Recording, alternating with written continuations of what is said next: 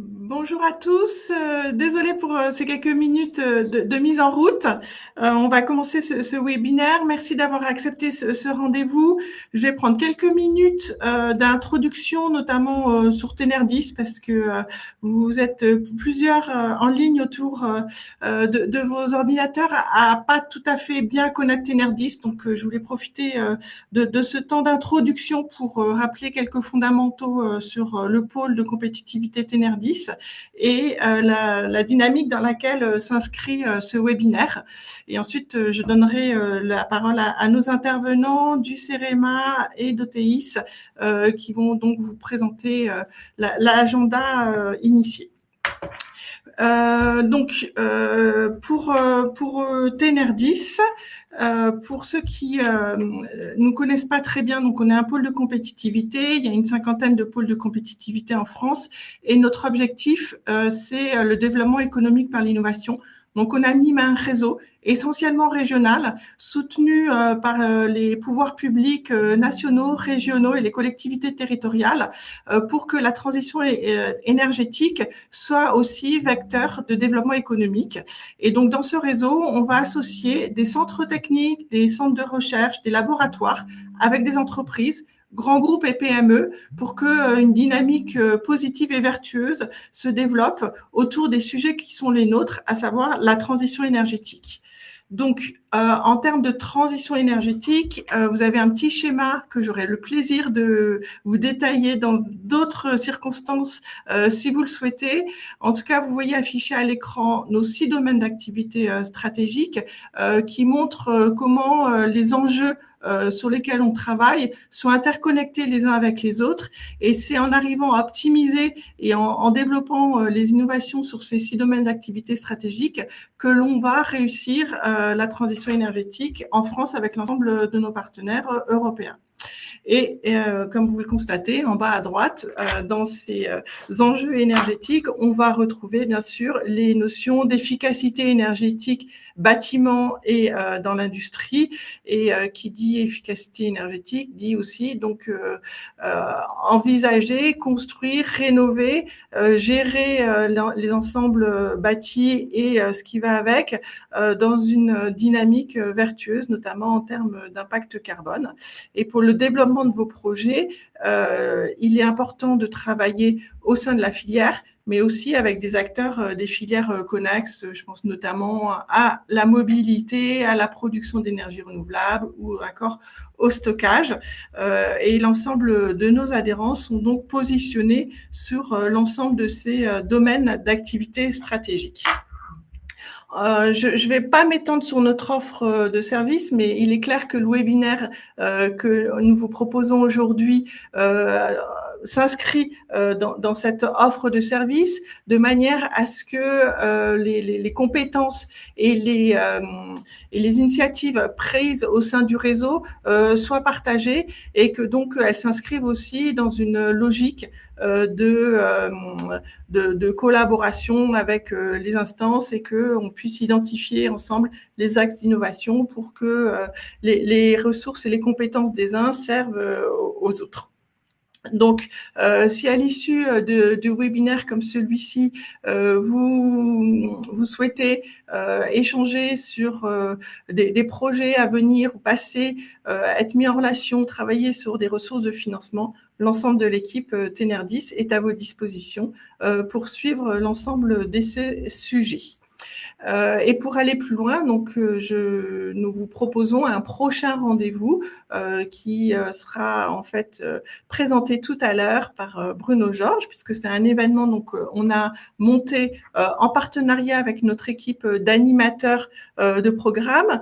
Je profite de ce moment pour les remercier. Donc vous entendrez Bruno Georges qui vous présentera l'ensemble du programme, et surtout dans quel esprit il est constitué et comment est-ce qu'on veut en retenir, et sachant que ce qui est présenté là et ce qui sera présenté tout à l'heure est le résultat d'une réflexion commune avec ces animateurs, donc Daniel Quenard du CSTB, Laurent Leguet de Vica, Étienne Wurtz de l'INES CEA, et bien sûr, c'est aussi grâce à l'ensemble des compétences de notre réseau qu'on arrive à travailler ensemble et à faire toutes ces animations.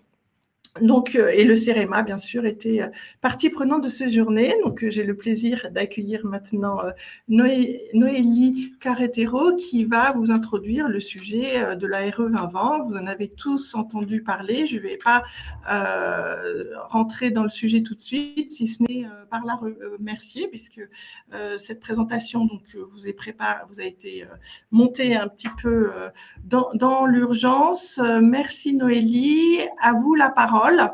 Donc, on va avoir un temps de parole de 45 minutes avec un temps de questions-réponses après.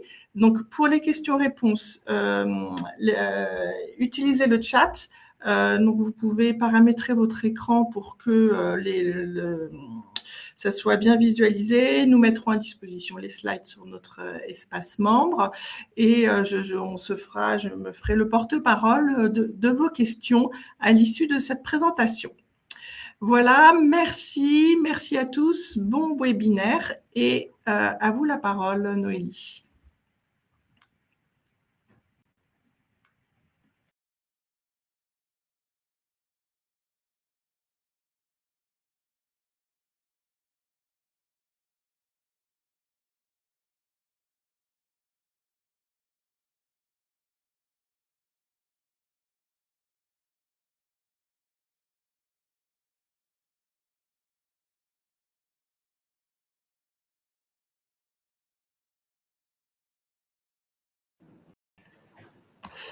Oui, bonjour Noélie. Ça a l'air de laguer un petit peu.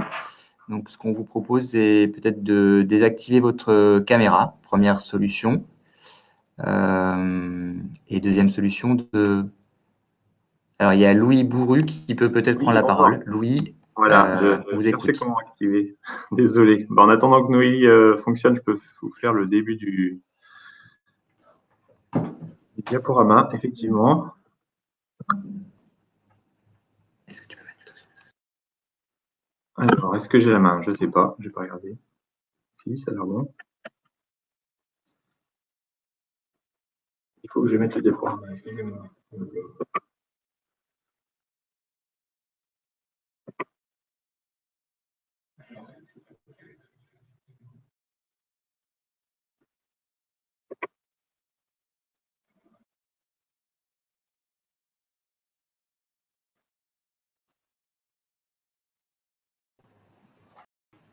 Louis, j'essaie de mettre vos présentations. Hein. Elles sont dans un dossier. Normalement, ça se fait en un clic.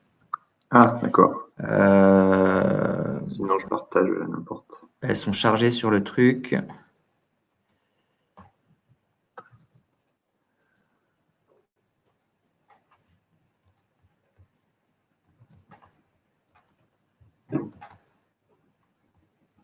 Alors, j'y arrive pas. Cette présentation. Voilà, vous devriez avoir la main avec les flèches de votre clavier. Ok, merci. Donc, bonjour à tous. Alors, donc nous sommes le CEREMA, un établissement public qui accompagne le ministère de l'écologie et les collectivités territoriales, les entreprises sur la transition écologique également, et en particulier avec Noélie, nous travaillons sur le bâtiment et nous avons participé à l'élaboration et puis donc maintenant à la diffusion de la RE 2020. Et donc on va vous présenter successivement le contexte de cette RE 2020, les évolutions principales par rapport à la RT 2012. Et ensuite, cette réglementation est construite en 3 parties avec un volet performance énergétique, un volet confort d'été et un volet nouveau qui est celui de la performance environnementale, et en particulier les émissions de gaz à effet de serre des produits de construction et de l'énergie. Et on finira par les outils d'accompagnement que vous pourrez trouver sur Internet autour de cette RE 2020. Alors, en particulier, sur les objectifs, les grands objectifs, le contexte de cette RE 2020, on peut dire que vous le savez, donc le secteur du bâtiment est responsable de près de la moitié des consommations énergétiques en France et de 19% des émissions de gaz à effet de serre, mais ça, c'est que si on regarde la partie associée à l'énergie. Si on regarde sur les produits de construction, on serait à un pourcentage encore plus important. Et donc, c'est un des principaux secteurs sur lesquels axer les efforts pour lutter contre le changement climatique. Donc, il y a un grand contexte réglementaire qui a amené à cette RE 2020, donc celui de la stratégie nationale bas carbone, la loi énergie-climat, la PPE, programmation pluriannuelle de l'énergie, et qui a abouti à donner pour objectif en 2020, bon, on a un peu dépassé la chose, mais ça sera en 2022, que tous les bâtiments neufs soient à énergie positive et à faible impact sur le climat. Et tout ça, c'est bien écrit dans les grandes lois qu'il y a eu depuis 10 ans,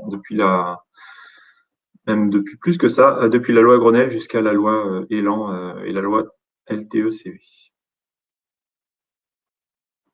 Dans les grands objectifs de cette RE 2020 en particulier, donc nous avons le premier, c'est de lutter contre le changement climatique, donc prendre en compte les émissions de carbone du bâtiment sur son cycle de vie, essayer d'avoir des modes constructifs un peu différents de ce qu'on avait jusqu'à maintenant et qui émettent le moins de carbone possible et en permettent encore mieux d'en stocker, et aussi avoir un changement sur les énergies utilisées pour les bâtiments neufs, donc éviter d'avoir des énergies carbonées et sortir des énergies fossiles. Après, la RE 2020 va aussi au-delà de la RT 2012 sur les exigences énergétiques. Elle renforce encore des indicateurs comme le BBO, on verra tout ça en détail. Et elle incite à recourir à la chaleur renouvelable, donc par exemple les réseaux de chaleur. Et le troisième volet, c'est essayer de faire en sorte que nos logements futurs qui sont construits aujourd'hui soient vivables avec les conditions climatiques qui nous attendent. Et donc, on aura des séquences météo dans les logiciels qui vont prendre en compte les canicules lors des simulations de confort d'été des bâtiments. Il y a un petit volet sur la ventilation et la qualité de l'air des logements. Et puis aussi, on essaie de favoriser les produits issus des réemplois à travers l'analyse du cycle de vie, comme on le verra. Donc, ceci, c'était les grands objectifs. Au niveau calendrier, alors là, c'est la jungle. Vous voyez, j'espère que ça sera à peu près clair pour vous. On a essayé de vous rassembler un peu tous les textes attendus, mais bon, retenez la colonne de gauche principalement. Donc, on a deux textes qui viennent de paraître qui concernent les logements, donc les maisons individuelles et les logements collectifs, donc qui sont enfin définitifs. Ils sont parus le 29 juillet pour le décret et le 4 août pour l'arrêté. Et c'est là-dedans que vous trouvez les valeurs à respecter, les exigences, la manière de calculer, tout est décrit et ça sera applicable pour les projets dont la demande de dépôt, la date de demande de permis de construire est déposée. Donc après le 1er janvier 2022. Ensuite, on attend donc des textes qui concerneront les bureaux, les bâtiments d'écoles, collèges, lycées. Donc ces textes sont attendus plutôt à la fin de cette année ou au début de l'année prochaine pour entrer en vigueur au 1er juillet 2022. Donc pareil, la date de dépôt de permis. Et puis il y a des textes d'application qui nous aident aussi à appliquer la réglementation donc sur les données environnementales, sur les attestations qui seront à fournir aux différents moments. Donc tout n'est pas encore figé pour l'instant. Ils sont attendus pour être applicables au 1er janvier 2022. Et on viendra ensuite réglementer sur les constructions temporaires et les extensions de petites surfaces, parce que c'était un peu différent la manière de calculer. On s'est donné un peu de temps pour le faire. Et les autres bâtiments tertiaires seront concernés que normalement au 1er janvier 2023. Donc c'est tous les autres types de bâtiments tertiaires, hors bureau, enseignement primaire et secondaire. Mais bon, retenez que la première échéance, c'est 1er janvier 2022 pour les logements. Alors, une autre particularité de cette RE 2020, c'est qu'on a des exigences progressives. Donc, je dirais peut-être directement, le plus important, c'est ce qui est en bas pour vous. Donc, le renforcement progressif des exigences sur le carbone, donc pour donner un peu le temps aux acteurs de s'approprier l'analyse du cycle de vie et puis les nouvelles manières de construire et de gérer l'énergie. Donc, pour le BBio, On verra pour le CEP, les valeurs est connue et elle est stable dès 2022, on ne change plus. Mais par contre, pour les indicateurs carbone, on va avoir un renforcement progressif par grande période. Donc, entre 2022 et 2024, un premier seuil, 2025-2027, un deuxième un peu plus exigeant et 2028, encore plus exigeant. Et pour le reste, on conserve la RT 2012 jusqu'à fin 2022 pour les bâtiments autres tertiaires et également pour les extensions de petites surfaces et les constructions provisoires, donc type baraquement de chantier, qui seront réglementés par la suite. Je fais une pause, je ne sais pas si ma collègue est là. Hop.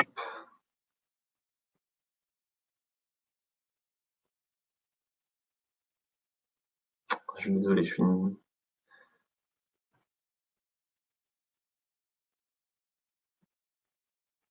Bon.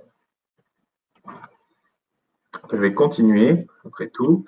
Alors, sur le premier volet, une question que vous vous posez souvent, comment ça évolue la RE 2020 par rapport à la RT 2012? Quelles sont les principales différences? Sur le volet énergie, on a quand même pas mal de choses qui ressemblent. Donc, on conserve bien les 5 usages réglementaires qu'on avait en RT 2012, que vous avez listés en haut, depuis le chauffage jusqu'aux auxiliaires. Ensuite, la méthode de calcul est en grande partie reprise, bien qu'elle soit améliorée sur certains points. Et par contre, il y a un certain nombre de nouveautés. Donc, la surface de référence va être maintenant la surface habitable pour les logements et la surface utile pour les bâtiments tertiaires. Donc, c'est pour simplifier la vie de tout le monde et la définition de ces surfaces pour que ce soit plus clair. On est passé à ces surfaces bien connues de toutes et tous. On rajoute aussi le calcul des consommations d'électricité pour le déplacement des occupants. Donc, c'est un mot compliqué pour dire les ascenseurs et les escalators quand il y en a dans le bâtiment. Les consommations d'électricité pour ventiler et éclairer les parkings quand il y en a, et des consommations d'éclairage des parties communes de logements collectifs. Donc ça, ce sont ce qu'on rajoute par rapport à ce qu'on avait en RT 2012. Et ensuite, nous avons aussi, j'ai peut-être mes collègues, je ne sais pas si tu veux prendre la main, n'hésite pas, Noélie, fais un... Donc, nous avons aussi d'autres évolutions, donc les scénarios météo qui ont été mis à jour pour prendre en compte des fichiers météo plus récents que ce qu'on avait avant, des nouvelles moyennes sur les années précédentes, des stations météo qui ont été modifiées, donc La Rochelle et Nice disparaissent au profit de Tours et Marignane. Et puis un calcul pour le calcul du confort d'été, ce que je vous disais tout à l'heure, on va utiliser une séquence caniculaire pour simuler le confort, uniquement pour ce calcul-là. Donc, on a une évolution importante qui est le coefficient de conversion en énergie primaire de l'électricité qui passe de 2,58 à 2,3 pour prendre en compte le mix énergétique qu'on va avoir dans les prochaines années. Une prise en compte aussi obligatoire maintenant des besoins de froid. Ils sont calculés dans le BBio, qu'on soit dans le bâtiment climatisé ou non. Donc, si ensuite, point 6, si on dépasse un certain confort en été dans le bâtiment ou si on limite de confort, on va avoir une consommation forfaitaire qui va être ajoutée à notre CEP. Il y a des nouveaux scénarios d'occupation qui ont été réajustés et puis d'autres ajustements de la méthode de calcul qu'on ne peut pas forcément lister ici. Donc, retenez surtout à la fin qu'on ne peut pas comparer les chiffres qu'on obtient en RT 2012 qu'on obtenait en RT 2012. Et ceux qu'on va obtenir en RE 2020, les seuils sont difficilement comparables puisque la méthode a changé et pas mal d'éléments ont changé.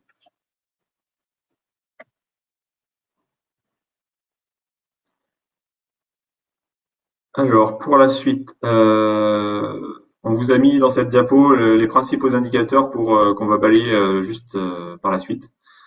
Donc, les 3 grands volets, énergie, carbone et confort d'été. Et puis, à l'intérieur de ces volets-là, donc sur l'énergie, les indicateurs qui sont réglementés vont être le BBio, donc le besoin bioclimatique du bâtiment.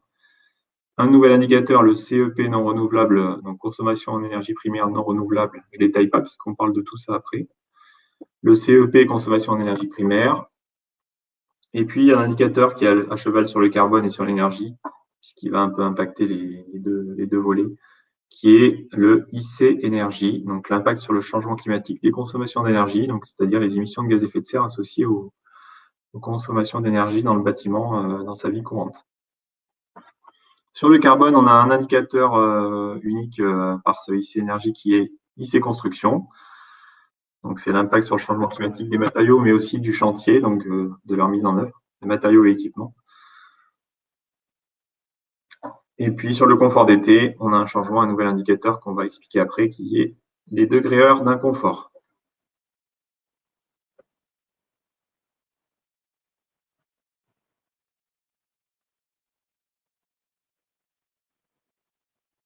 Alors, petite pause. Moi, je crois que je vais pas. Hop, je vais assurer la suite, pas de problème. Excusez-moi. Alors, on va commencer par le volet performance énergétique pour aller un peu plus en détail. Donc, par rapport à l'ère RT 2012, la seule certitude qu'on a puisque ça a été simulé avec le moteur RT 2012, le moteur RE 2020 pour comparer, c'est le fait que le BBio va être renforcé de 30% en RT 2012 pour le logement, en RE 2020 pour les logements par rapport à l'RT 2012.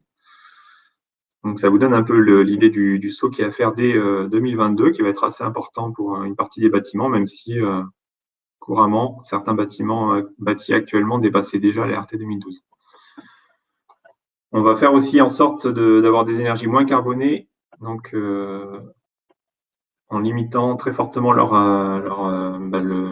les droits à émettre qu'on va avoir, les consommations d'énergie dès 2022 en maison individuelle, et plutôt en 2025 pour les logements collectifs, ce qui veut dire une sortie du vecteur gaz hors à point dès 2022 en maison individuelle et plutôt à l'horizon 2025 au logement collectif si on ne fait pas de gros efforts sinon sur l'enveloppe.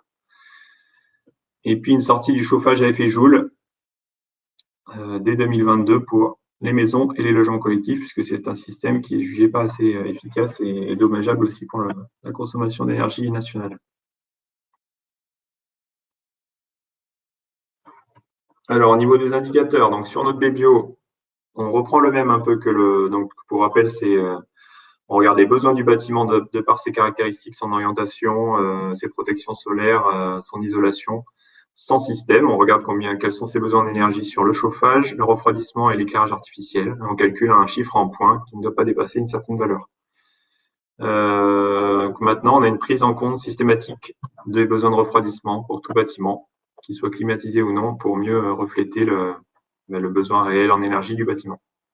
Donc ça, c'est la petite différence par rapport à l'RT 2012. Je vous détaille d'abord comment sont calculés les indicateurs et puis on verra leur valeur des seuils juste après. Sur le CEP, elle va calculer, donc cette consommation d'énergie, elle va être calculée en reprenant uniquement les énergies importées. Donc tout ce qui est capté sur la parcelle ou sur le bâtiment ne va pas être compté dans le CEP et ne va pas apparaître. Donc c'est un moyen de faire diminuer le CEP par exemple.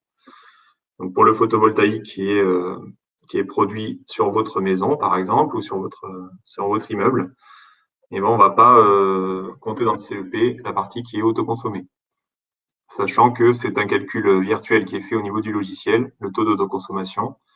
Que vous soyez branché ou non au réseau, on calcule quand même une autoconsommation pour déterminer quelle partie est considérée comme non importée, quelle que soit la situation physique réelle de votre bâtiment. Donc on calcule sur tous les usages dont on a parlé tout à l'heure les consommations importées. Donc ça c'est le CEP. Une nouveauté, on a un nouvel indicateur, donc c'est le CEPNR, c'est les consommations d'énergie non renouvelables ni de récupération. Important parce qu'on l'oublie souvent, qui sont utilisés pour couvrir les besoins du bâtiment. Donc là-dedans, on compte toutes les énergies, sauf le bois et la part renouvelable et récupération des réseaux de chaleur, par exemple. Donc ces volets-là, le bois, les réseaux de chaleur vertueux vont pouvoir me permettre de diminuer cet indicateur CEPNR. Mais par contre, cet indicateur-là, sur l'effet, il va beaucoup contraindre l'effet Joule, qui a de fortes consommations en énergie primaire et va donc l'éliminer. Pour faire rapidement. Et l'autoconsommation photovoltaïque, bah oui, du fait qu'elle est non importée, elle va apparaître ni dans le CEP ni dans le CEP-NR. Donc vous avez les principaux coefficients pour dire comment on convertit énergie finale en énergie primaire pour dans la colonne verte de gauche pour le CEP-NR non renouvelable et pour le CEP normal. Donc pour le CEP, pas de grand changement, à part ce coefficient d'électricité qui était 2,58 et qui est 2,3 maintenant. Pour le CEP non renouvelable, on passe à 0 parce qu'on compte pas les énergies renouvelables dans cet indicateur. Et pareil pour le réseau de chaleur, on va regarder le pourcentage de NR et récupération de ce réseau de chaleur pour calculer la part qui est à compter dans le CEP. Donc je ne sais pas si nous y arrivons. Toujours pas, je crois. Alors, on vous a fait un petit récapitulatif pour essayer d'illustrer justement comment on calcule le CEP, le CEP-NR par rapport à une consommation totale du bâtiment. Donc, on vous a mis sur un graphique à chaque fois.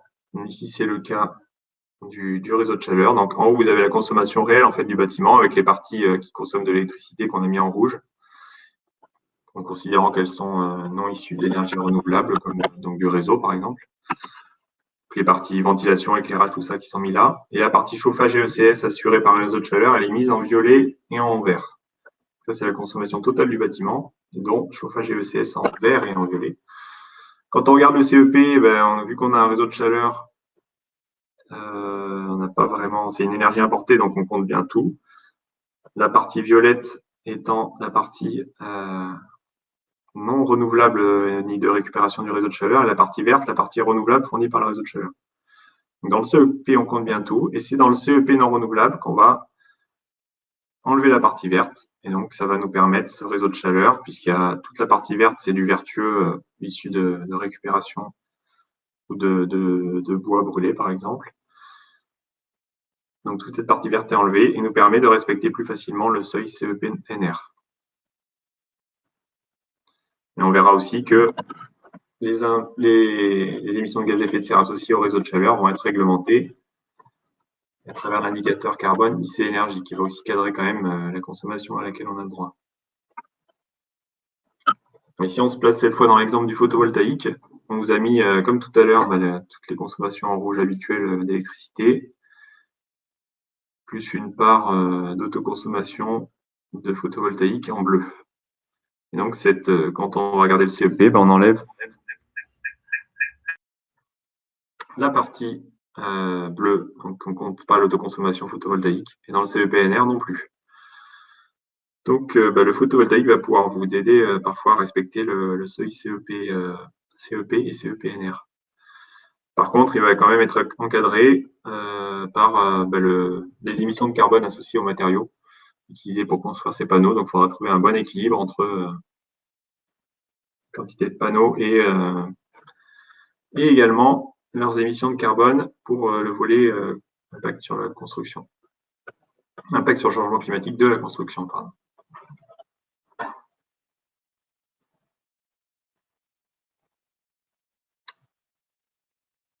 Je regarde, non, toujours pas de... Je continue donc. Donc sur la partie énergie, nous avons également, donc c'est un nouvel indicateur à cheval sur énergie et carbone qui s'appelle IC Énergie dont je vous ai parlé tout à l'heure. C'est-à-dire qu'on va regarder les consommations d'énergie du bâtiment qu'on voit ici en rouge. Donc c'est le CEP en fait. Avec, par contre, non, oui, c'est les consommations considérées en CEP, mais en énergie finale. On va les multiplier par un impact carbone de chaque énergie. Et donc, chaque kilowattheure de gaz va émettre un certain nombre de kilogrammes de CO2. Et on va additionner tout ça pour obtenir un indicateur IC Énergie qui montre les émissions de gaz à effet de serre associées aux consommations d'énergie, qui va s'exprimer en kilogrammes d'équivalent CO2 par mètre carré de surface habitable pour les logements, par exemple. Donc, c'est une grande nouveauté. Donc, pour faire ce calcul, on a des coefficients qui sont listés dans l'arrêté RE 2020 et qui nous indique pour chaque énergie combien d'émissions de gaz à effet de serre elle va avoir pour chaque kilowattheure d'énergie finale consommée. Donc, vous voyez que le gaz a le bilan le plus défavorable, donc avec 0,227 kg de CO2 émis pour chaque kilowattheure. L'électricité, une info à retenir, c'est que là aussi, ça a changé par rapport au plus et moins. On a abaissé les émissions de gaz à effet de serre associées à l'électricité. Et vous voyez que selon l'usage qui est fait de l'électricité dans le logement ou dans le tertiaire, on a des émissions un peu différentes puisque ça fait appel au mix énergétique utilisé à l'instant où on a ses besoins. Par exemple, pour le chauffage, quand tout le monde a besoin de chauffage en hiver, on a des émissions de gaz à effet de serre plus importantes car on fait appel à des centrales moins vertueuses au point de vue carbone pour combler ces pics de besoin. Donc, c'est d'où ces petites différences. Et donc, le bois est très intéressant au niveau émissions pour chaque kilowattheure consommé. Et les réseaux de chaleur se situent un peu au même niveau que, pour la plupart, au même niveau que l'électricité et que le bois, donc parce qu'il y a des réseaux de chaleur qui servent uniquement au bois, par exemple.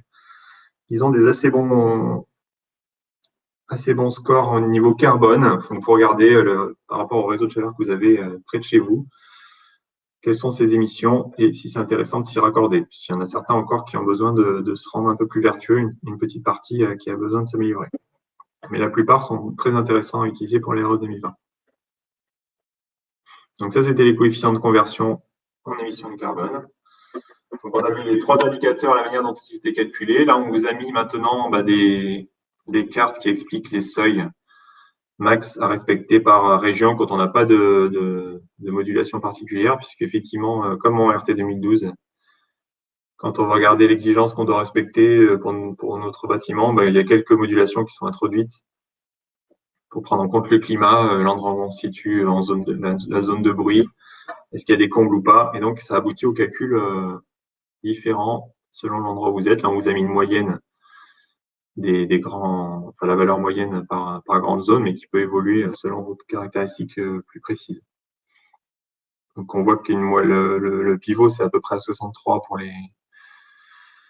les maisons, et que ça peut être décliné en fonction des zones, 55 dans le sud et puis jusqu'à 74 dans le Grand Est, du fait des conditions climatiques. On ne nous a pas mis pour logement collectif, mais vous retrouverez tout ça dans le guide du CEREMA. Sur le CEP Max et le CEPNR, pareil, on vous a mis les valeurs. Bon, je ne m'étends pas trop dessus, c'est juste pour vous donner une idée. De toute façon, il faut le logiciel vous les calcule pour vous dire, selon vos caractéristiques, qu'est-ce que vous devez respecter. Mais on remarque que le CEPNR est plus faible que le CEP tout court. Et sur le liste énergie, là, je vais peut-être passer un tout petit peu plus de temps, c'est pour vous montrer ce que je vous ai annoncé au départ, que ça serait progressif, cette application, et que ça va être renforcé. On aura une première période 2022-2024 où on pourra encore utiliser certaines énergies, puisqu'on aura un seuil à 560 kg donc c'est progressif, pour les logements collectifs, mais pas pour les maisons individuelles. Donc, pour les logements collectifs, on aura un seuil à 560 kg de CO2 qu'on pourra émettre entre 2022 et 2024. Donc, pour laisser le temps aux acteurs de se passer du gaz, et en 2025, on passe à 260, donc on divise par plus de 2. Et là, le gaz aura beaucoup de mal à passer, a priori. Donc, les simulations sont en cours pour voir, mais c'est le but recherché, en tout cas, d'avoir des énergies moins carbonées. Donc, il aura du mal à passer, à part si on a une enveloppe très performante et des consommations très faibles. Et après 2028, on est stable. Donc, c'est le gros changement, c'est en 2025 sur les énergies. Pour les réseaux de chaleur, il y a un petit palier qu'il faut prendre en compte un peu, leur laisser le temps de se rendre un peu plus vertueux. Voilà. Et pour les maisons individuelles, c'est 160 dès 2022. Et donc, on élimine le gaz dans les maisons et l'effet Joule à travers le CEPNR. Et donc, pareil, vous avez des valeurs en kilogrammes de CO2 par mètre carré que je vous ai mis sur cette qu'on vous a mis sur cette diapo pour les maisons et pour les immeubles, que vous pouvez regarder puisque vous aurez le PDF de toute façon. Alors, à ce point je pense que je vais pas attendre ma collègue. Je vais continuer avant qu'on me fasse signe. Donc, sur le confort d'été, et puis après, on verra la performance environnementale. Alors, les objectifs de l'ERE 2020 sur le confort d'été, c'est de mieux prendre en compte l'inconfort estival, donc d'arrêter avec l'indicateur TIC qu'on avait en RT 2012 et de passer à un indicateur degré-heure. Donc, mieux prendre en compte le changement climatique, on l'a vu avec des nouvelles séquences météo.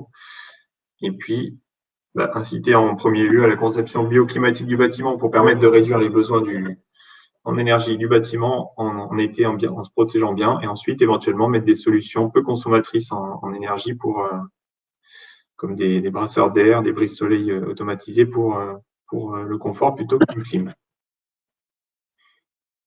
Donc, le nouvel indicateur qui va qualifier le confort d'été dans l'ERE 2020, c'est les degrés-heures. Ce sont les degrés-heures d'un confort qui évalue l'inconfort perçu par les occupants en degrés Celsius par heure. Donc, on va faire la somme des écarts entre la température ressentie dans le local et la température de confort seuil qu'on aura définie dans la réglementation. Donc, on va regarder à chaque heure si on dépasse la température de confort définie par la réglementation. Et si on la dépasse, on regarde on additionne les écarts pour aboutir à un indicateur degré-heure sur l'année avec un seuil à ne pas dépasser. Donc, on regarde la température opérative, donc c'est celle qui est ressentie par l'occupant dans le local. Donc, on peut réussir à l'améliorer, par exemple, en brassant l'air. Le ressenti peut être meilleur. Et puis, on a une température définie comme confortable dans la réglementation qui est de 26 degrés la nuit et de 26 à 28 degrés le jour. Donc, pourquoi ça varie? C'est qu'on va aussi prendre en compte la température des jours précédents pour fixer ce seuil. Donc, on prend un fichier caniculaire du type de celui de l'année 2003 en France pour faire ces simulations. Et puis, selon le chiffre qu'on atteint, on va peut-être avoir un forfait à rajouter à nos consommations pour prendre en compte, anticiper la clim. Donc, pour rendre ça plus parlant, donc je ne sais pas si c'est très lisible parce qu'on vous a mis sur une journée type d'été avec en noir la température ressentie dans le logement et en rouge la limite de confort admise par la RE 2020. Donc le matin, c'est bon, on est en dessous on est une température inférieure à l'inconfort, donc on n'a pas de degré-heure. Mais dès que on bascule au-dessus que la courbe noire bascule au-dessus de la courbe rouge, donc on dépasse la température de confort, on regarde à chaque fois les écarts. Donc s'il fait 29,3 et qu'on a une température de confort à 27, on va avoir 2,3 degrés-heure à compter. On va regarder que la période d'occupation, donc c'est pour ça qu'on vous a mis en orange ce qui est inoccupation, c'est pas compté. Donc ici dans les logements, on considère qu'on est là de 17h jusqu'à 9h du matin. Donc on regarde en période d'occupation toutes les degrés-heures d'inconfort, on additionne tout ça et par exemple on obtient 16,5 degrés-heure pour cette journée-là avec pourtant pas tant de dépassement que ça. C'est comme un compteur qui va regarder toutes les heures d'inconfort et les additionner avec l'écart de température multiplié. Alors, qu'est-ce qu'on va en faire de ces degrés-heures? En calculant ce seuil à l'année, cette valeur de degrés-heure à l'année, on va regarder si on est, où est-ce qu'on se situe. Donc, il y a deux seuils définis par la réglementation RE 2020, un seuil bas qui est à 350 degrés-heure pour l'ensemble des bâtiments. Donc, si on arrive à être en dessous, donc un bâtiment on considère que le bâtiment est confortable. Et ensuite, on a un seuil haut qui varie en fonction des zones, donc qui est plutôt à 1250 degrés-heure pour la plupart des zones. Et donc, si on est entre ce seuil bas et ce seuil haut, on va avoir un forfait de froid, de consommation de froid qui va être ajouté au CEP, qui peut faire jusqu'à une dizaine de kWh par mètre carré, par exemple. Et si on est au-dessus du seuil haut, là, on a un bâtiment qui est non réglementaire, on doit revoir la conception et refaire les calculs. Donc, si on va dépasser ce seuil qu'on va voir juste après, Bon, il y a deux grandes catégories de bâtiments. Donc, schématiquement, la plupart des bâtiments sont en catégorie 1 et donc ont un seuil de 1250 degrés H pour l'inconfort. Donc, la limite à ne pas dépasser, le seuil haut. Et pour certaines catégories de bâtiments, donc, ils doivent cumuler beaucoup de conditions, être en zone de bruit, de contraintes extérieures avec du bruit, être climatisé et être en pourtour méditerranéen. Là, vous pouvez aller jusqu'à 1850 degrés en maison individuelle. Et puis, autour de ces valeurs-là, que vous pouvez voir à droite, les valeurs de catégorie 2, jusqu'à 2600 dans ces zones-là, parce qu'elles sont très contraintes, elles ne peuvent pas forcément ouvrir les fenêtres. Et ça va être difficile pour elles de respecter, sinon, étant donné les conditions climatiques. Le même seuil que pour le reste de la France. Mais bon, la plupart des bâtiments, ce sera 1250. Alors, on a vu le confort d'été assez rapidement. C'était pour garder un peu de temps pour la performance environnementale. J'y passe tout de suite. Donc, pour résumer, on a une stratégie nationale bas carbone qui dit qu'on doit, à l'horizon 2030 puis 2050, essayer de faire des gros efforts sur les émissions de gaz à effet de serre en France, et qui définit un peu la feuille de route pour les RE 2020, savoir qu'on dit de 2022 à 2024, on laisse le temps aux gens de s'approprier la méthode, de l'ACV, de les nouveaux matériaux et tout ça. Et puis, par pas de 3 ans, on va renforcer les exigences jusqu'à aboutir en 2031 à moins 35% d'émissions de gaz à effet de serre par rapport au niveau de référence actuel dû aux produits de construction. Donc, c'est exactement la trajectoire qui est demandée à l'industrie pour les produits dans la stratégie nationale bas carbone.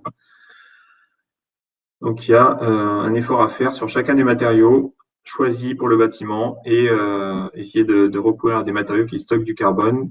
Par exemple, les matériaux biosourcés, donc qui, durant leur croissance, stockent une partie du carbone qui va être séquestré pendant 50 ans dans le bâtiment. On vous a remis le schéma, donc, parce qu'on parle beaucoup d'analyse du cycle de vie. Bon, pour vous résumer, on va regarder tout le cycle de vie de chaque produit qui va être incorporé au bâtiment, depuis son extraction des matières qui ont servi à le fabriquer, sa transformation, son transport, sa mise en œuvre sur le chantier, ses remplacements successifs pendant les 50 ans, puisqu'on prend une durée de vie de 50 ans par référence. Donc les remplacements successifs des produits pendant 50 ans, leur maintenance et tout ça.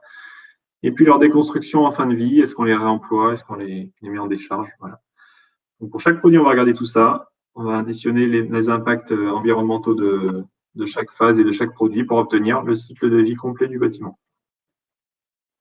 Donc, on a plusieurs indicateurs dans la CV, dans le cycle de vie, qui sont calculés automatiquement par le logiciel RE 2020.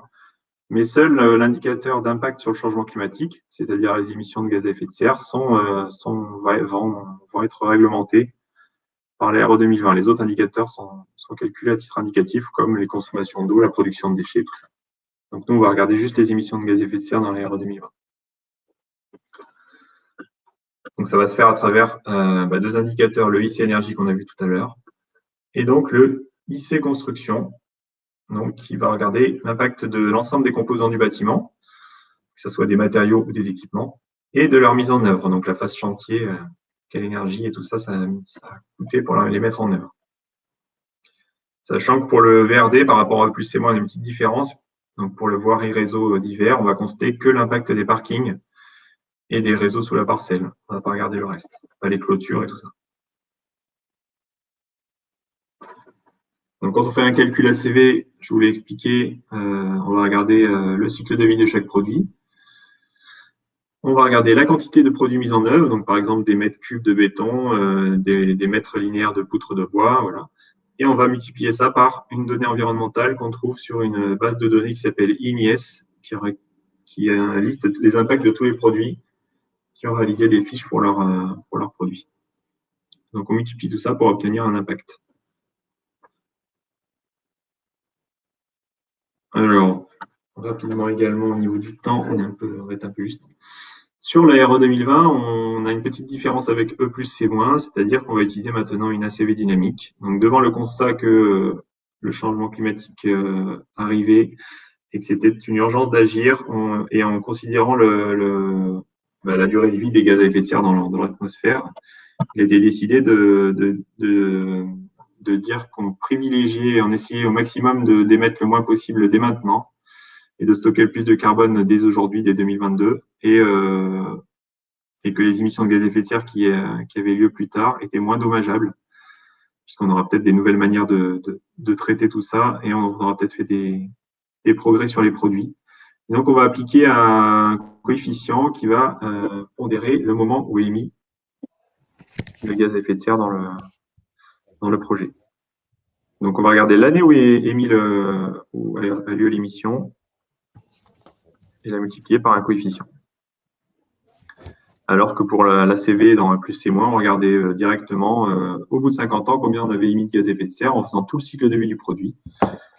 Par exemple, le stockage du bois était très peu valorisé, le stockage de carbone dans le bois pendant 50 ans était assez peu valorisé puisqu'on regardait le cycle de vie complet et en particulier les émissions relarguées en fin de vie. Donc ici, pour les matériaux qui stockent du carbone, on va pondérer par 1 au début du cycle de vie. Quand ils les relarguent à la fin de leur vie, on va pondérer par 0,58, ce qui va améliorer le bilan, le résultat en tout cas des émissions de gaz à effet de serre de tous les produits biosourcés et les produits qui stockent du carbone à un moment dans leur cycle de vie, si possible dès le début.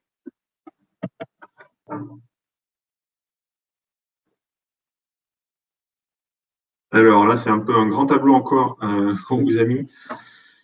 Donc, puisqu'on vous a expliqué comment on calculait ce IC Construction en regardant tous les produits du bâtiment et leurs émissions de gaz à effet de serre, on a aussi un seuil associé qui va être progressif, comme je vous l'ai dit.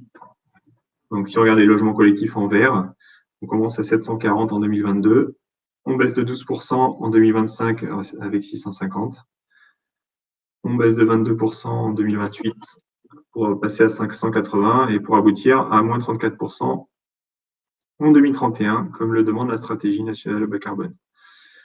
Ce qui fait qu'on a un renforcement assez progressif qui est voulu pour que de 2022 à 2024, vous pouvez encore construire, disons, comme aujourd'hui, en faisant quand même un effort pour aller chercher des produits qui ont des fiches de déclaration environnementale précises et qui ont fait des efforts, qui éventuellement ont fait certains efforts sur leurs émissions.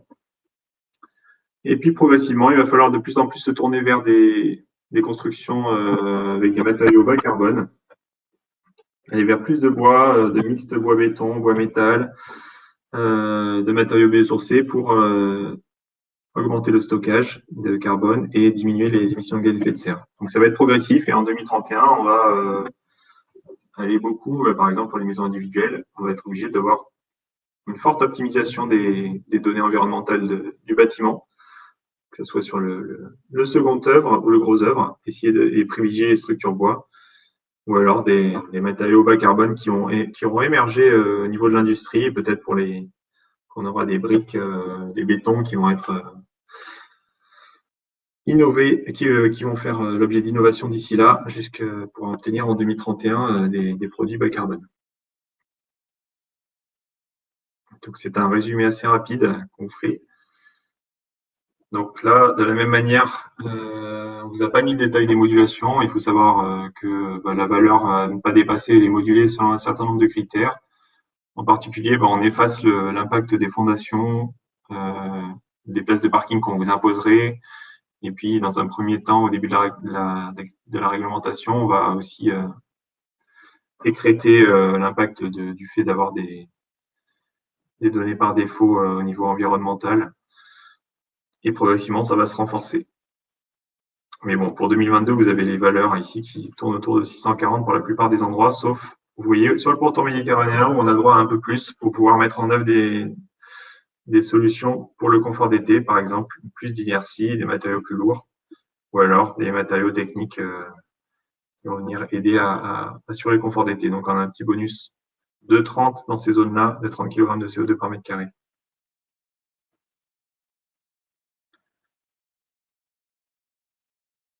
Et puis au niveau exigence dans la RE 2020, on a donc toutes ces exigences de résultats qu'on a vues tout à l'heure avec des seuils sur le carbone, le confort d'été et la performance énergétique. Mais vous avez aussi des exigences de moyens. Donc c'est des performances minimales des moyens à utiliser au niveau surtout performance énergétique. On reprend pas mal de choses de l'ERT 2012 dedans, dans les RE 2020, avec des petites évolutions sur la perméabilité à l'air de l'enveloppe.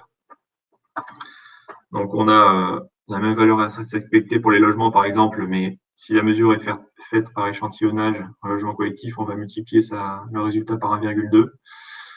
On a une nouveauté importante, c'est que tous les logements vont devoir procéder, les maîtres d'ouvrage vont devoir faire procéder à la vérification des systèmes de ventilation à livraison des logements, avec une mesure des performances par un opérateur agréé.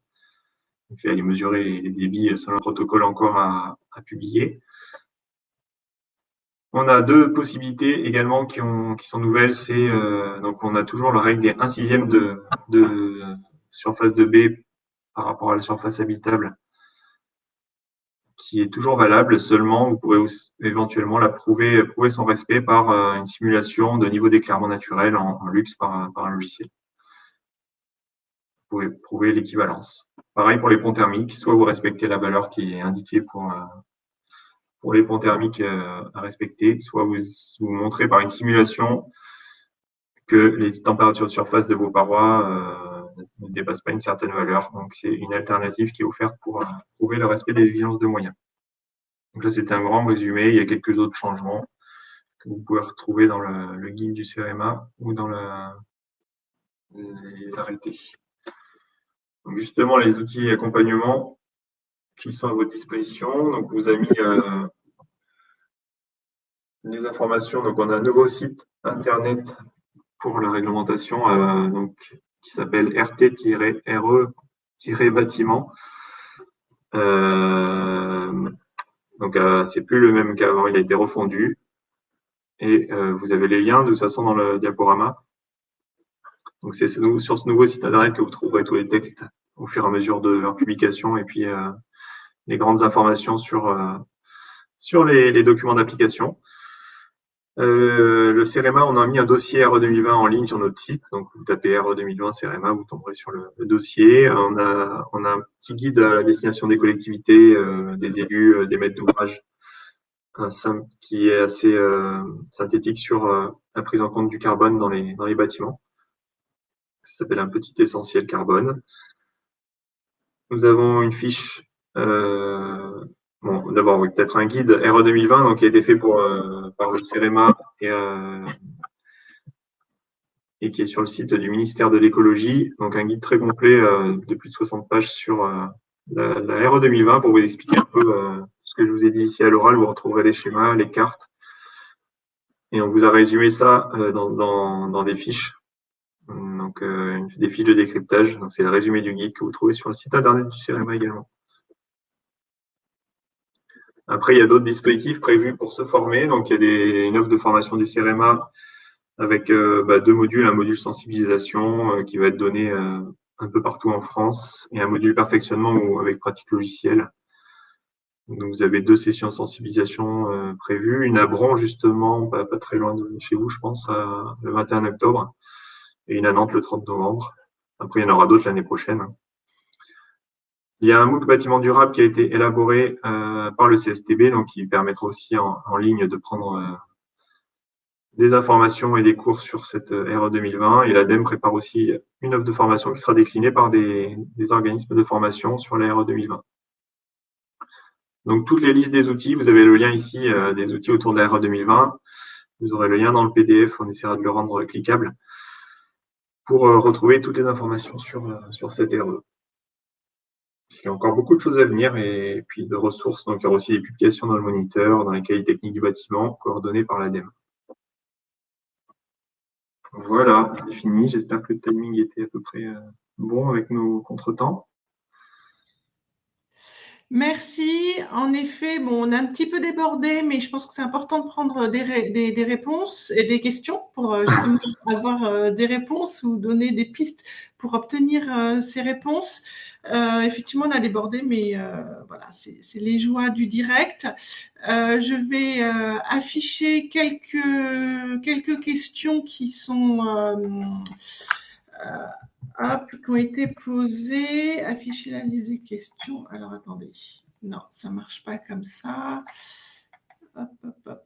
Donc, je vais plutôt les lire. Où peut-on récupérer les scénarios climatiques et sous quelle forme? Alors, les scénarios climatiques. Bonne question. Pour l'instant, je ne suis pas sûr qu'ils sont. Bon, déjà, pour être complet, donc dans les publications de cet été, donc, vous avez un décret qui décrit les exigences de l'RE 2020 et qui donne les seuils, puisque ça a été demandé de l'intégrer au décret. Et après, vous avez un arrêté qui détaille un peu plus la méthode de calcul. Donc, il y a un document méthode de calcul simplifié et une annexe très complète de plus de 1000 pages qui dit toute la méthode. Et là-dedans, vous pouvez trouver les scénarios d'occupation, mais je ne pense pas qu'il y ait les fichiers météo à l'intérieur. Donc ça sera plutôt directement implémenté dans les logiciels de calcul. Et je pense que peut-être les fichiers météo pourront être récupérés en ligne à terme, mais sur le site RT-RE bâtiment là, dont je vous ai parlé tout à l'heure, mais pour l'instant, ils ne sont pas disponibles, je pense. Ok, mais on essaiera de trouver une information peut-être avec les bureaux d'études climatiques avec lesquels on travaille pour donner des éléments sur l'évolution, la mise à disposition de ces infos. Oui, je pense que ce sera public de toute façon, mais pour l'instant, c'est pas Ok. disponible. Question suivante. Comment appliquer la RE 2020 dans le cas d'une maison hors réseau, off-grid à 100%, donc complètement autonome vis-à-vis des réseaux? Alors là, sauf à me tromper, je pense que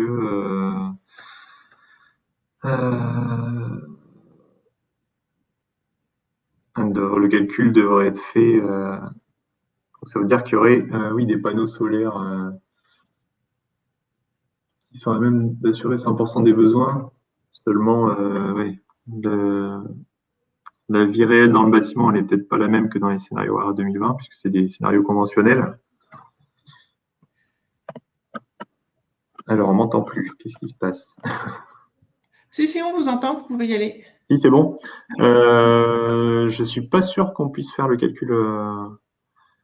Ouais, c'est une bonne question.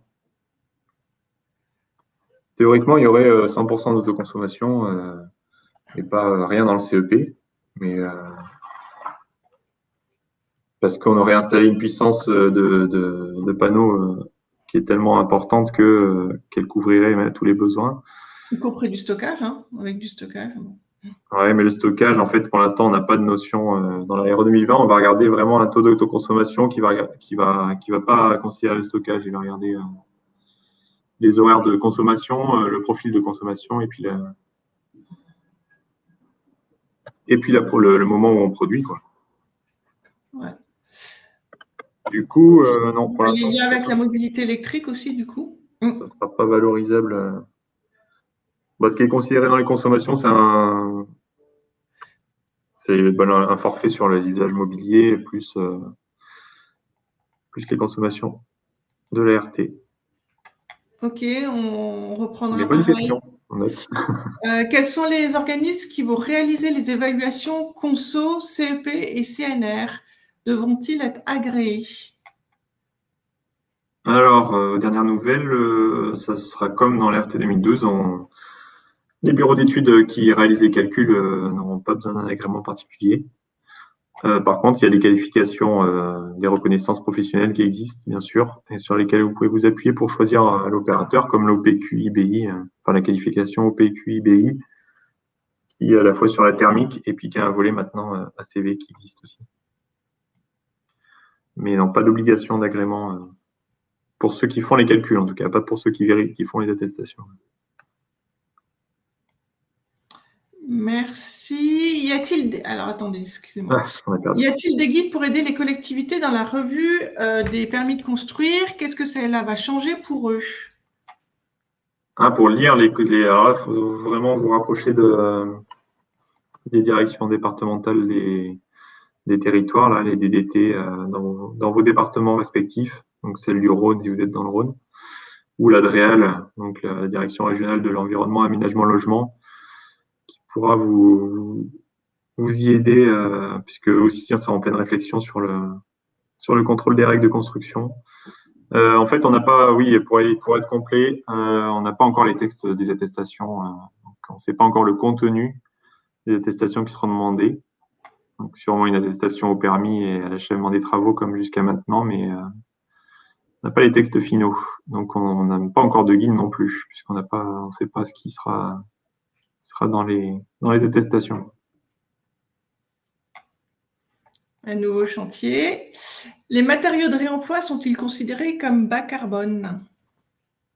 Alors, quand on a un réemploi de matériaux, effectivement, on va considérer que son impact est de 0. Après, il faudrait regarder précisément entre réemploi, réutilisation. Moi, je suis plus le spécialiste. Donc, en E plus C-, on prenait un tiers de l'impact, je crois. Et en RE 2020, on considère qu'il émet 0 kg de CO2. Donc, voilà. Ils sont considérés vraiment comme bas carbone, oui, puisqu'ils n'ont aucun impact. Ok. Est-ce qu'il existe des exemples d'applications où l'on verrait le facteur d'émission de CO2 maximum des matériaux de construction pour respecter les exigences sur la construction? Alors, là, si je comprends la question comme est-ce qu'on peut dire il faut pas dépasser tant sur le lot revêtement ou sur la moquette ou sur là c'est non on n'a pas encore ce détail-là. Donc vous avez un indicateur global qui est IC Construction et dans cet indicateur, oui, vous avez tous les lots constructifs qui sont additionnés donc depuis les fondations jusqu'au réseau de courant fort et faible. Donc non, on n'a pas encore de recul là-dessus, puisque en fait les logiciels sont en cours de finalisation sur le carbone. Ils sont déjà disponibles pour l'énergie, mais en cours de finalisation sur le carbone. Donc on n'a pas encore ces détails-là. Ok. Une dernière question. Je suis désolée, il y en a beaucoup. Donc, bon, on voit que de toute façon, cette réglementation pose beaucoup de questions sur les réseaux de chaleur. Et après, on va devoir s'arrêter si on veut avancer. Concernant les réseaux de chaleur, alors vous en avez pas mal parlé, cette question avait été posée tout au début. La modification de la méthode de calcul SNCU en mars 2021 va impacter les réseaux existants. En conséquence, environ 25% des réseaux de chaleur ne passeront pas le seuil de 2025. Est-ce que vous confirmez ces informations? Ah oui, c'est une question de spécialiste. Oui, c'est vrai que c'est une information importante. Donc il reste le fait que les réseaux de chaleur soient une solution très intéressante quand on peut y recourir pour respecter plusieurs volets de la RE 2020 et il est vrai qu'on a une révision de la méthode de calcul de l'impact carbone de chaque kilowattheure produit pour mieux prendre en compte tout le cycle de vie du réseau de chaleur qui va augmenter un peu. Alors je ne sais pas si c'est 20 kg de CO2, 20 grammes pardon, exactement, mais oui, qui va augmenter un petit peu la valeur de chaque réseau de chaleur selon son profil. Et donc, il y en aura un peu plus, oui, qui vont pas passer le seuil 2025, à moins qu'ils décident donc, il y a un dispositif qui permet au réseau de chaleur, aux concessionnaires de déposer une demande anticipée d'émissions. Donc, par exemple, pour prendre en compte des travaux qu'ils feront dans les 5 ans. Donc, ils auront le droit de faire utiliser la valeur à l'issue des travaux dès 5 ans avant, ou 3 ans avant. Donc, ils auront quand même un petit délai du moment qu'ils s'engagent à faire des travaux et que c'est prouvé et accepté par le ministère. Ils pourront prendre la valeur anticipée qui devrait permettre quand même d'avoir un peu plus de réseau de chaleur qui passe le seuil 2025. Parfait, merci. Du coup, déjà, on voit bien le travail d'accompagnement et de formation sur ces évolutions qui va être conduit par les différents partenaires. Voilà, ce sont des sujets qu'on va suivre. On doit s'arrêter là pour ce temps de questions-réponses, mais voilà, on espère bien pouvoir avoir l'occasion d'interagir avec vous par la suite. Bruno Georges va vous dire un mot sur justement la rencontre qu'on prépare pour pouvoir se rencontrer en présentiel et justement échanger plus facilement.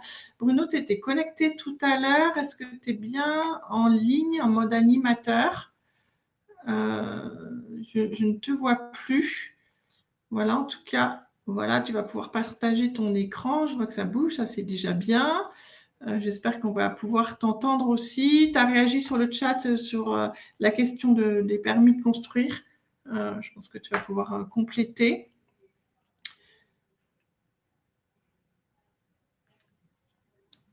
Est-ce que tu peux activer ton micro pour que tout le monde t'entende?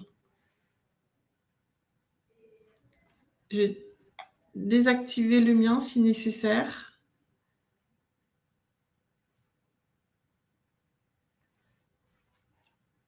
Hop. Alors, au cas où tu t'en rendrais pas compte, on t'entend pas, hein, Bruno.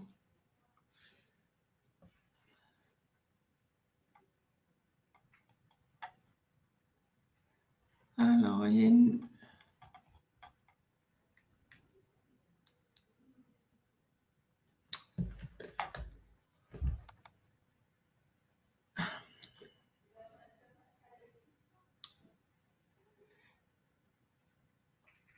Alors, on voit que tu es en train de chercher ton partage d'écran, mais peut-être as-tu du mal à trouver ta présentation.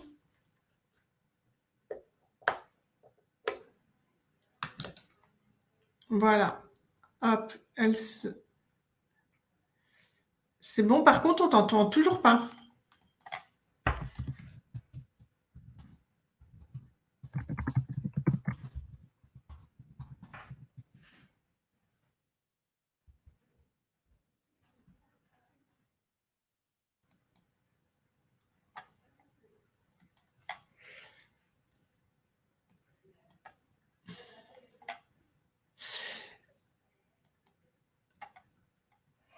Bruno, il faut que tu actives ton micro sous l'icône à droite de ton nom. Tu peux cliquer sur le petit micro et la petite vidéo.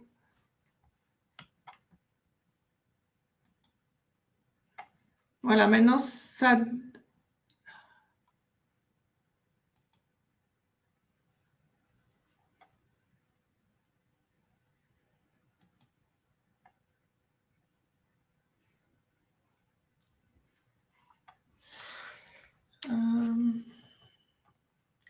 En fait, c'est sur ton ordinateur que le...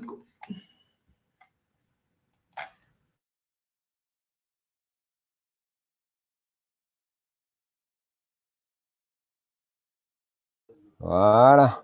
Là, c'est bon? Parfait. Parfait. Alors, maintenant, je me mets en plein écran. Voilà. Là, est-ce que vous avez à la fois l'écran et à la fois le son? Céline?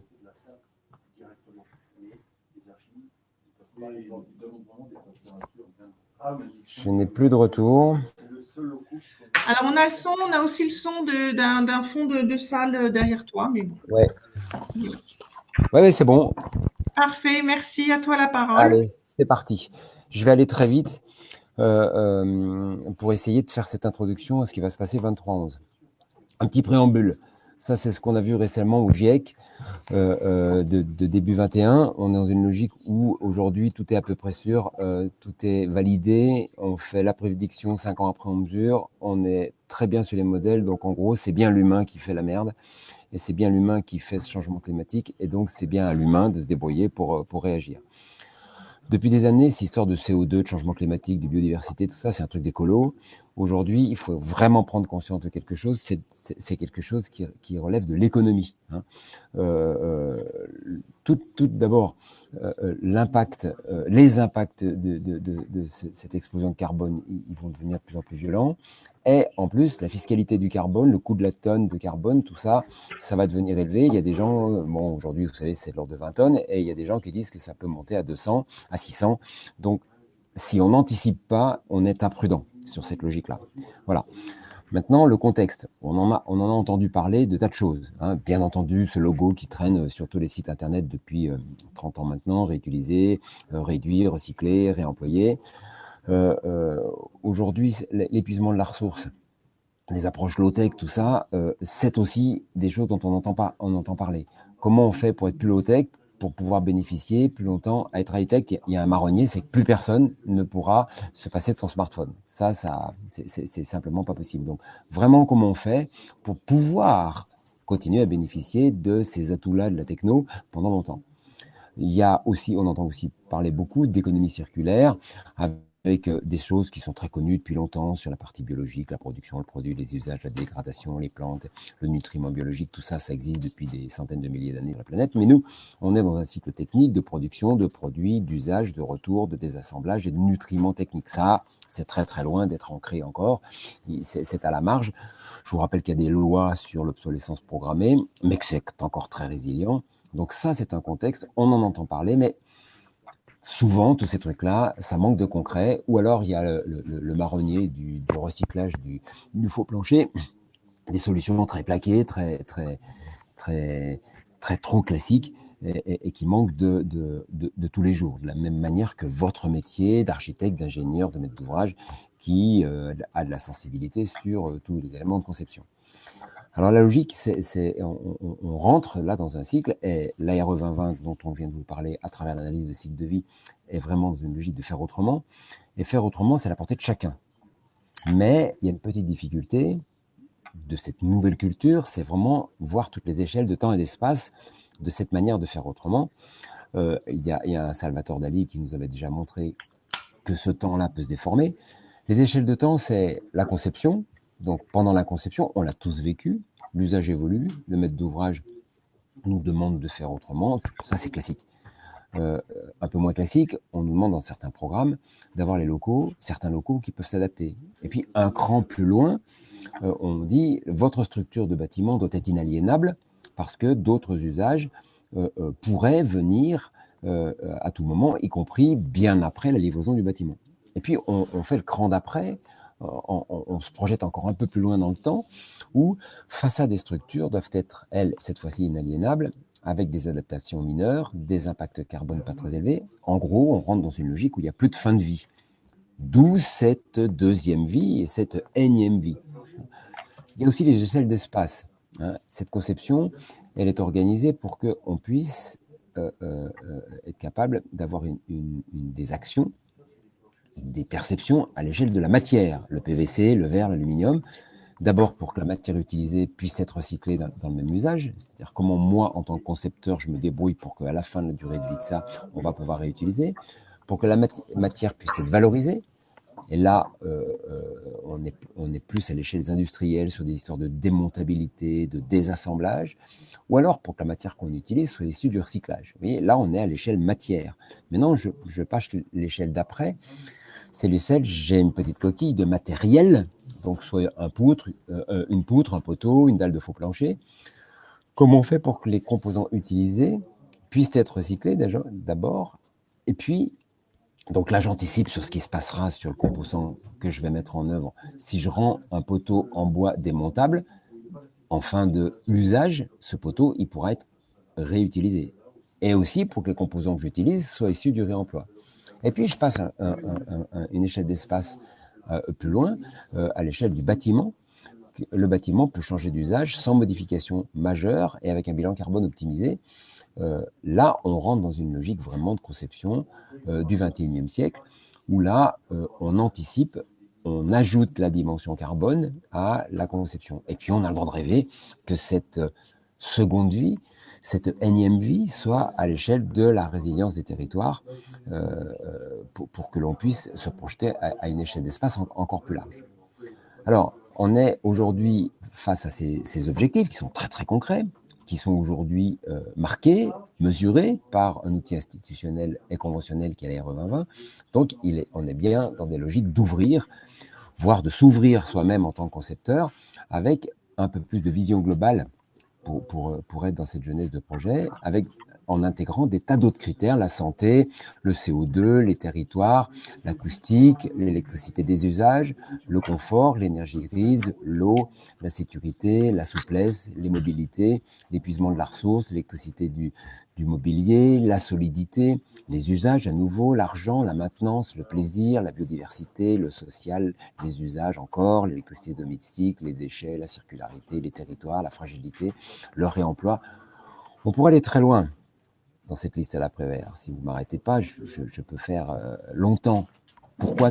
Parce que le champ d'investigation est immense, il n'a pas de limite. Donc, comment on fait pour y associer du concret? Eh bien, en faisant ça, en faisant que cette liste poétique volontairement rapide et violente soit la manière d'aller dans une conception moderne. Et certains ont commencé. Vous avez bien entendu parler de Cycle Up, vous avez bien entendu parler de Mobius Réemploi. Tous ces gens-là, ils sont déjà dedans. Et la question, c'est, et vous, qu'est-ce que vous faites par rapport à ça? Eh bien, le 23 septembre, Tenerdis se propose d'organiser une manifestation sur ce sujet-là, où on va regarder dans de la pratique, dans du concret, dans des projets en cours, dans des choses mesurées, des expériences vécues, des approches proposantes. Et donc, je vous donne rendez-vous le 23 novembre chez Tenerdis à Lyon, dans des logiques de rallonger la vie des bâtiments, réduire les impacts, mettre moins de CO2, mettre moins d'énergie grise, rendre les projets agiles, évolutifs, réversibles, démontables, résilients, mais pas grâce aux autres, grâce à sa propre conception.